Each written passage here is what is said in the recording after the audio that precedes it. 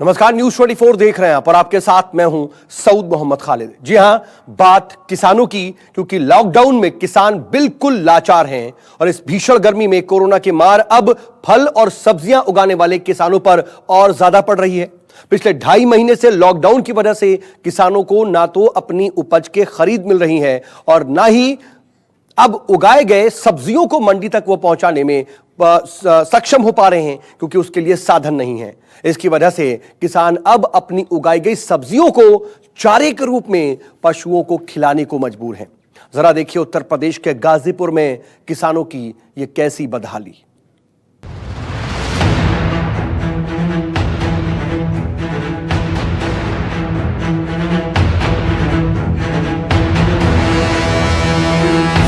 किसानों पर पड़ रही है कोरोना की भारी मार। लॉकडाउन में खेतों में उगाई गई सब्जियां हो रही हैं बेकार।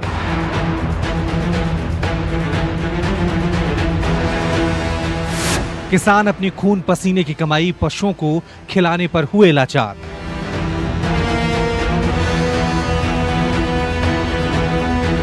कोरोना का कहर सब्जी उगाने वाले किसानों की अर्थव्यवस्था पर करारी चोट कर रहा है। मंडियों में सब्जियों को भी शायद पहली बार दुर्दिन देखने पड़ रहे हैं। खेत तक सौदागर पहुंच नहीं रहे हैं और मंडियों में भाव नहीं मिल रहे हैं। ऐसे हालात हो गए हैं कि उनको अपनी सब्जियां जानवरों के आगे डालने के लिए मजबूर होना पड़ रहा है।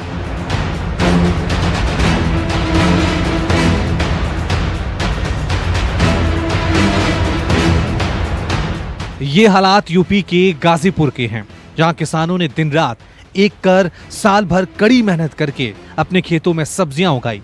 लेकिन जहां गर्मी के इस मौसम में इनके खेतों में उगाई गई सब्जियां, खासकर लौकी की भारी डिमांड होती है, वहीं कोरोना की वजह से इन किसानों को खरीदार नहीं मिल रहे हैं, जिसकी वजह से खेतों से होकर ये सब्जियां मंडी तक तो पहुंच रही हैं, लेकिन यहाँ इन सब्जियों को चारा मशीन से काटकर पशुओं को खिलाया जा रहा है।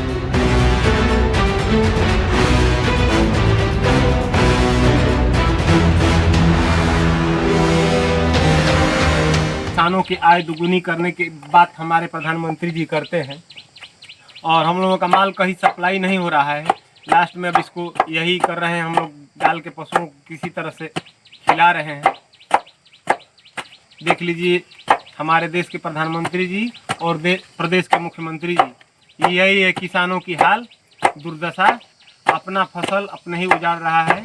इलाके के कई किसानों की कमर पिछली बार आई बाढ़ ने पहले ही तोड़ दी थी, जिससे इनके खेतों में उगने वाले गोभी, टमाटर और कई सब्जियां बर्बाद हो गए थे। इस बार गर्मियों में हो रही कसर कोरोना ने पूरी कर दी।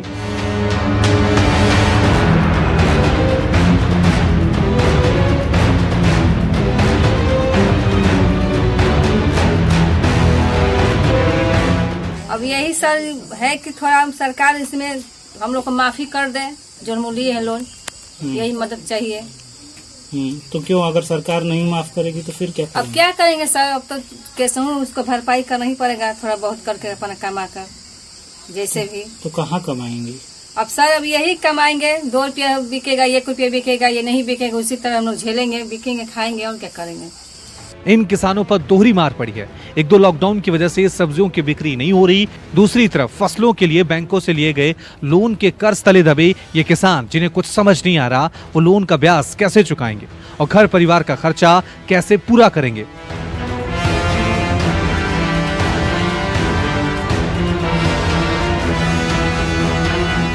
हालांकि लॉकडाउन के दौरान सरकार की ओर से किसानों और खेती बाड़ी करने वालों के लिए कई योजनाएं लागू की गई हैं, लेकिन ये योजनाएं मेहनत मजदूरी कर अपना पेट पालने वाले किसानों तक कितनी पहुंच रही है, इसकी जमीनी हकीकत बयां कर रहे हैं गाजीपुर के ये परेशान किसान।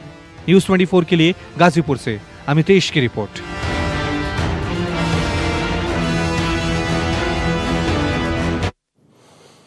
तो किसानों की जो लगातार परेशानी वो बढ़ रही है, कोरोना की मार झेल रहे किसानों का कितना बुरा हाल हो रहा है आपने देखा। और इस पूरे मामले पर हमारे साथ बातचीत करने के लिए 2 खास मेहमान भी जुड़ रहे हैं। किसान नेता राकेश टिकैत जी मेरे साथ मौजूद हैं और कृषि विशेषज्ञ देवेंद्र शर्मा भी इस वक्त मेरे साथ मौजूद हैं। आप दोनों का बहुत स्वागत। सर, मैं आप दोनों के पास आऊं। देवेंद्र जी, आपके पास पहले आना चाहूंगा कि ये स्थिति जो है इसके बारे में देखिए, जो कोरोना का समय है, कोरोना से निपटने की जो तैयारियां हैं, ये पहली बार ऐसी स्थिति पूरी दुनिया के सामने है और देश भी उसी से जूझ रहा है। लेकिन क्या कहीं चूक हो गई और अब किसानों के पास कोई आने वाले वक्त में विकल्प है कि इस जो 3 महीने में नुकसान हुआ है उससे वो उबर पाए? पहले तो हमें ये जानना बहुत जरूरी है कि जिस समय सारे दुनिया में और बल्कि हमारे देश में एक बहुत बड़ा संकट था, इंडस्ट्री बिल्कुल डाउन थी और कंजम्पशन बिल्कुल नहीं हो रही थी, तब सिवाय किसानों के एक ही जो कंट्री की जो लाइफलाइन है वो अगर जीवित रखी है तो वो किसानों ने रखी है।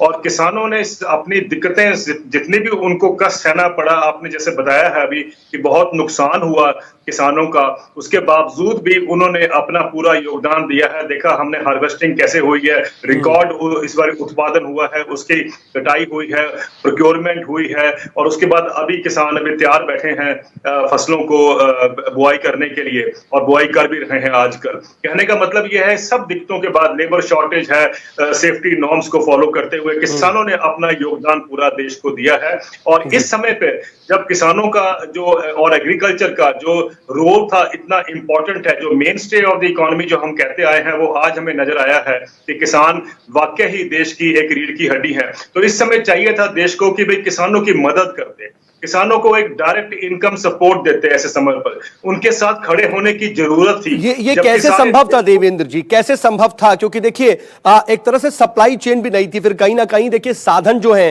क्योंकि आप कह रहे हैं कि उत्पादन तो हुआ बहुत अच्छा, लेकिन उस उत्पादन को लोगों तक पहुंचाना, मंडियों तक अपनी फसल को पहुंचाना, ये सबसे बड़ी दिक्कत है और आज भी उसी दिक्कत से जूझ रहे हैं सारे किसान। आपने बिल्कुल ठीक कहा, जब डिमांड क्रैश कर गई तो सप्लाई चेन का टूटना बिल्कुल वाजिब था और ये हुआ है। लेकिन आप ये देखिए, जब इंडस्ट्री की बिल्कुल जो शटर डाउन थे, उसके लिए तो हम बेल आउट पैकेज और उसकी डिमांड हो रही है कि भाई कोई 10 लाख करोड़ मांग रहा है तो कोई 18 लाख करोड़ रुपए मांग रहा है। मेरा ये कहना है कि आज एग्रीकल्चर की सपोर्ट की जरूरत है, जिसने सारी लाइफलाइन को चलाए रखा है इस मौके पर। तो इस समय पर देश को चाहिए कि भाई उनकी कैश या फाइनेंशियल सपोर्ट की बहुत जरूरत है, क्योंकि उनको जो नुकसान हुआ वो भरपाई हो, जितनी भी हो पाए उसकी, और अगला जो सोइंग सीजन है उसमें भी उनको खड़े होना है। कहने का मतलब है यहाँ पर उनको जो है सपोर्ट की जरूरत है। मेरा मानना है कि कम से कम किसानों को एक 10,000 रुपए का पैकेज जरूर दिया जाना चाहिए ऐसे समय पर कि वो इस सरकार जो अभी एक सम्मान निधि जो है, सम्मान राशि देती है, किसान सम्मान निधि के तहत 2-2 हजार रुपए, क्या इस वक्त में उतना पैसा काफी है?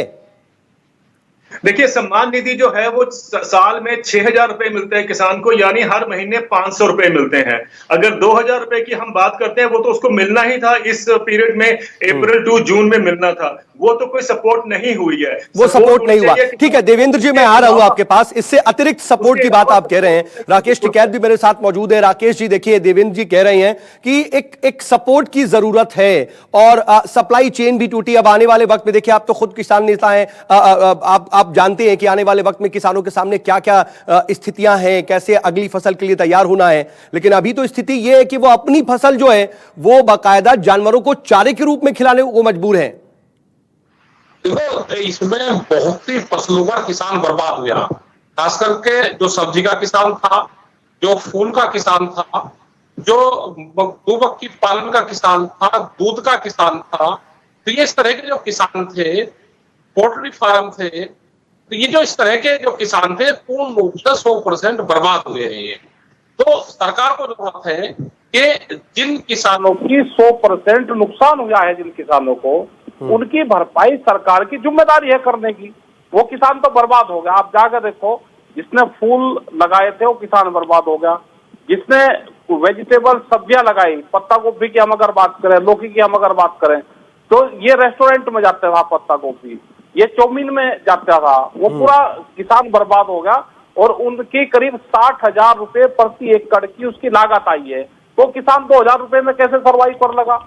ये सरकारों की जिम्मेदारी होती है, हमारे एग्रीकल्चर अधिकारी की जिम्मेदारी होती है कि उनकी पूरी रिपोर्ट दे और उन किसानों की मदद करने की जरूरत है। सरकारों को साथ में खड़ा होना चाहिए। आज 20 लाख करोड़ रुपए का पैकेज आया, भाई कहाँ गया किसान के? इसमें इतने में कुछ आएगा नहीं। आज पूरी जो आदमी जिंदा है यहाँ पे और हिंदुस्तान को बचा कर रखा है, जब भी वो भी आज किसान है, उसी ने ही देश को बचाया है। मतलब इंडस्ट्रीज 2 तो महीने क्या नहीं होना है, चाहिए था राकेश जी, जल्दी से अगर आप बता सके, ये 2000 रुपए जो है वो काफी नहीं, आप भी ये कह रहे हैं। ऐसा कुछ नहीं होना। जिन ये चिन्हित हो और जिन किसानों को 100% नुकसान हुआ है उनकी भरपाई सरकार उन किसानों को चिन्हित करके करे।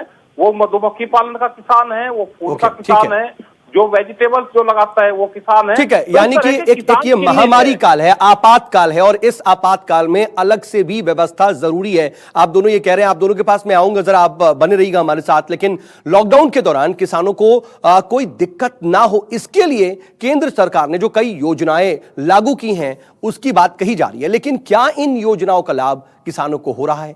क्या किसान इस बुरे दौर में अपनी उपज की सही कीमत पा रहे हैं? इसकी जमीनी हकीकत जानने के लिए भी हमारे संवाददाता राजीव रंजन कुछ दिनों पहले एशिया के सबसे बड़े सब्जी मंडी आजादपुर मंडी का जायजा लेने पहुंचे थे और वहां किसानों और व्यापारियों की उन्होंने समस्याएं सुनी। क्या कुछ उस वक्त उन्होंने कहा, जरा सुनिए।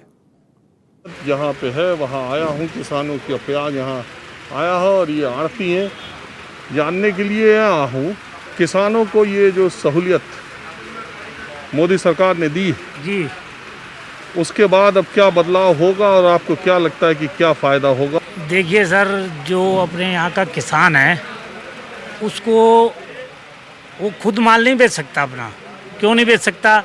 कि किसान को पैसे की ज़रूरत होती है और आढ़ती कई जगह उसकी मदद करता है। जैसे बीज का पैसा देता है, उसके पानी का पैसा देता है, उसके खाद का पैसा देता है, उसके शादी ब्याह के लिए पैसा देता है। तो आढ़ती का कई चीज़ों में बहुत किसान की बहुत ज़्यादा मदद है, एक साथ है। आड़ती फायदा भी तो किसानों का बहुत उठाता है, किसानों का फायदा भी तो उठाता है। सर अगर मेरी बात सुनिए, अगर जो फसल 2 महीने बाद होगी और उसका पैसा आढ़ती 2 महीने पहले दे रहा है खाद बीज के लिए, तो फसल का फायदा तो आढ़ती उठाएगा ना, उस माल को तो आढ़ती बेचेगा ना। फिर तो ये फायदा किसानों को मिले, इसी के लिए तो ये फैसला किया गया है। किसान नहीं बेच पाएगा अपने आप माल, क्यों कि आढ़ती बेचता उधार माल बेचता, उसका पैसा डूबता है। किसान का माल कौन किसको बेचेगा? वो किसको जानता है? व्यापारी है कौन है लेने वाला? एक तरबूज की जो मंडी है वहाँ आया हूँ। ये देखिए, ऐसे ट्रक में किसान मंडी में तरबूज लेकर के आते हैं। हमारे साथ ये किसान लोग हैं जो संभल यहाँ से करीब 250-300 किलोमीटर पड़ता है, वहाँ से 160 किलोमीटर 160 किलोमीटर वहाँ से ये तरबूज लेके आए। आपका नाम क्या? मोहम्मद साजिद साहब, ये जो ट्रक लेके आए तरबूज का, किस रेट पे यहाँ मंडी में आपको बेचना पड़ा? ये 2.5 रुपये किलो बिका। 2.5 रुपये किलो में आप 8,000 रुपये तो हमें किराए के देने पड़ेंगे और 3,000 रुपये हमें लेबर खर्चा देना पड़ेगा और कुछ कमीशन देनी पड़ेगी। करीब 26,000 रुपये में हमें 8 या 9,000 रुपये बच पाएंगे इनमें गाड़ी। मुझे ये बताइए, जो नियम बदला है कि किसान अपनी उपज कहीं भी बेच सकता है किसी भी मंडी में, किसान तो बर्बाद कर दिया इस नियम ने। जो नियम करा ना, पब्लिक तो बाकी सब, और जो तरबूज खाएगा कौन? पब्लिक फूलती तो माल भी कराता। अरे आप लॉकडाउन का नियम बता रहे हैं, मैं बात कर रहा हूँ जो आवश्यक वस्तु। असल में क्या है कि इस तरह के नियम कानून लोगों तक, जमीन तक पहुंचने में बड़ा वक्त लगता है। पब्लिक होगी तो माल तरबूज जब तो खाएगी ना, कोई भी फ्रूट हो। सब फ्रूट मंदा पिट रहा है इस टाइम मंडी के अंदर। बाहर को किसी भाव बेचो, मंडी में मट्टी पर लीता हर चीज़ की। मिर्ची 60 रुपये किलो बिकती है, 10 रुपये किलो नहीं पूछ रहा कोई। तो बताइए, उड़ाई है 10 रुपये किलो। तो किसान घर में क्या जा रहा है? कुछ नहीं जा रहा। किसान इस टाइम बर्बाद हो रहा है। आवश्यक वस्तु अधिनियम से अनाज को, दलहन को और प्याज को, इनको निकाल दिया गया। इन पर अब कोई बाउंडेशन नहीं है कि ये इसी मंडी में बिके। किसान फ्री है, कहीं भी जाके बेच सकता है। ऐसी आपदा में जहाँ पे माल पहुँचाने हैं किसानों के, और किसान कहाँ ले जाना चाह रहा है, तो सरकारों को चाहिए था कि उनको अपनी कन्वेंस ट्रैक देती, रेलवे देती, बोगी, कि आप अपनी पुरानी स्टेट में सामान ले जा सकते हो जिसकी कोई कॉस्ट नहीं लगेगी, सरकार की तरफ से फ्री है। क्योंकि रेट सब्जियों पे डिसाइड नहीं हो सकते किसी भी तरह से, और वो जब ही हो सकता है कि राहत कहाँ मिले? राहत मिले किराए पे। आज 50 रुपये टमाटर का क्रेट है, 50 रुपये 70 रुपये क्रेट बिक रहा है और 20 रुपये क्रेट टमाटर का बिक रहा है। और अमरोहा से जो आता है 60 रुपये क्रेट का किराया लगता है। लाडवा से जो टमाटर आता है उसका एक क्रेट में कितना किलो होता है? 25 से 28 किलो। उस पर 25 रुपये से 30 रुपये किराया लग रहा है। तो और वहाँ 20 रुपये से 50 रुपये जब माल बिक रहा है और फेंक रहा है, बिक भी नहीं रहा तो कई बार फेंकना भी पड़ रहा है, तो उस किसान को कहाँ से बचाया जाएगा? वो बच सकता है सरकार जागृत हो। जिस स्टेट से मर्जी सब्जी आए, आज हमारी दिल्ली की पूर्ति वो पूरी कर रहे हैं। हिंदुस्तान के हर कोने का किसान, चाहे नज़दीक का या दूर का है, तो स्टेट गवर्नमेंट को चाहिए जिस मंडी में आई है उसको भाड़ा दे, उसका भाड़ा वो पेड करे, क्या उसको कोई दवाइयाँ दे या उसको कुछ खाद दे, कुछ ऐसी सहायता दे ताकि किसान को पता चल सके कि मुझे कहीं ना कहीं कोई राहत मिली है। लेकिन ऐसा कुछ भी नहीं है। सरकारें खाली एसी रूम में बैठ के प्लानिंग बना रही हैं। जो मंडी में भी 24/7 खुला है, आप देख लीजिए मंडी खाली पड़ी है। तो आपने देखा कि आखिर किसानों की क्या स्थिति है। देवेंद्र जी, मैं आपके पास आना चाहूंगा। सर देखिए, आपने आर्थिक पैकेज की बात की, आपने कहा कि सप्लाई चेन टूटी, उसको लेकर के क्या कुछ करने की जरूरत है, लेकिन सरकार ने जो ये नियम बदला और अब अगर किसान स्वतंत्र है कि वो अपनी फसल किसी भी मंडी में कहीं पर भी भेज सकता है, तो इससे क्या फायदा होगा, क्या बुनियादी फर्क हो जाएगा और किसान को कितना बेनिफिट हो जाएगा? देखिए, ये जो बुनियादी जो आप कह रहे हैं, जो सरकार ने जो प्रोविजंस क्रिएट किए हैं और ये कहा जा रहा है कि इससे फायदा होगा, अगर फायदा होगा भी तो अगर 2 साल के बाद होगा ना। किसान को तो क्राइसिस आज है, किसान को आज सपोर्ट चाहिए, ना कि 2 साल बाद चाहिए। और 2 साल बाद भी जिसकी हम बात कर रहे हैं उससे फायदा होगा। मैं आपको बताना चाहता हूं कि ये 6 और 7 दशकों से ये अमेरिका और यूरोप में ये सारे प्रावधान लागू हैं। उसके बाद भी आज अमेरिकन एग्रीकल्चर बहुत सीरियस और यूरोपियन एग्रीकल्चर भी बहुत भयंकर क्राइसिस से गुजर रहा है। किसान खेती छोड़ रहे हैं। 91% फार्मर्स अमेरिका के हैं वो बैंकरप्ट हो गए हैं। और ये हालात हैं। अगर सुसाइड रेट अमेरिका में देखें तो 45% रूरल एरियाज का सुसाइड रेट जो नहीं, लेकिन देवेंद्र जी, अगर हिंदुस्तान की बात करें तो भारत जो है वो कृषि प्रधान देश है। यहां पर लगातार उन्नत खेती को प्रोत्साहित करने की बात की जा रही है। कैसे जो नए तरह के जो खेती के जो तरीके हैं उनको अपनाने की बात की जा रही है। इन सब में भारत के परिप्रेक्ष्य में अभी मौजूदा स्थिति में जो सरकार कदम ले रही है उसका क्या अभी फौरन त्वरित फायदा मिल पाएगा या फिर दूरगामी परिणाम ही मिलेंगे?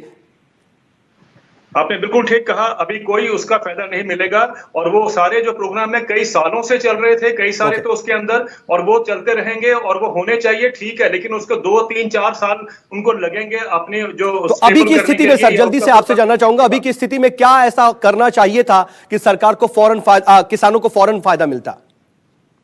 देखिए, सितंबर में हमने 1.5 लाख करोड़ रुपए का कॉर्पोरेट्स को टैक्स कंसेशन दिए थे। मेरा मानना है कि 1.5 लाख करोड़ रुपया जो था वो किसानों के लिए जाना चाहिए और वो 1.5 लाख करोड़ रुपए का पैकेज किसानों को दिया जाना चाहिए समय पर, जिसमें से उसके पास 10,000 रुपए कम से कम हर किसान के पास जाए। और जो बाकी जैसे अभी वीट की हार्वेस्टिंग डायरेक्ट एक तरह से कैश बेनिफिट हो, 10,000 रुपए कम से कम। अभी आप बार बार ये बात करें, राकेश जी, आपको क्या लगता है कि मौजूदा स्थिति में जो कदम उठाए जा रहे हैं वो आप भी कह रहे हैं कि नाकाफी है, तो क्या ऐसे कदम उठाने चाहिए या क्या ऐसी मदद सरकार को करनी चाहिए जो किसान को फौरन फायदा पहुंचाए? सरकार ने हिसाब किताब में गड़बड़ कर रखा जी, पूर्ण रूप से। सरकार को तो डायरेक्ट सब्सिडी वाले कॉन्सेप्ट पाना पड़ेगा। जिसके पास जितनी जमीन है उसको सब्सिडी जो बाहर के देशों में है वो देनी पड़ेगी, किसान जब जिंदा रहेगा। और भाव उसको दे नहीं सकते भाई। 1967 में 1 क्विंटल 3 क्विंटल गेहूं बेच के हम 1 तोला सोना खरीद लेते थे। आज खरीदवा दो हमारा, तो हमें किसी उसकी जरूरत ही नहीं है। लेकिन उस हिसाब से उसके प्राइस नहीं बढ़े। जैसे मार्केट बढ़ा है, किसान के प्राइस नहीं बढ़े, किसान को बेनिफिट नहीं मिलता है सीधे सीधे प्राइस में। जी वाकई ये अभी हम देख रहे थे कि राजीव रंजन भी जब किसान से बात कर रहे थे तो बताया उस किसान ने कि 2.5 रुपए किलो के हिसाब से तरबूज मंडी में उसने बेचा, लेकिन जब वो हमारे और आपके पास आता है तो इस वक्त भी मिनिमम 20 रुपए प्रति किलो के हिसाब से मिल रहा है। अंदाजा लगाइए कि किसान बेचता है 2.5 रुपए प्रति किलो और हम खरीदते हैं 20 रुपए प्रति किलो। ये बीज का पैसा कहां जाता है और किसान को कितना मिलता है? बहरहाल आप दोनों हमारे साथ जुड़े, इसके लिए आपका बहुत बहुत शुक्रिया सर। ये एक गैप है, ये कमी है जिसको दूर करने की बार बार कोशिश की जा रही है, लेकिन अभी भी जो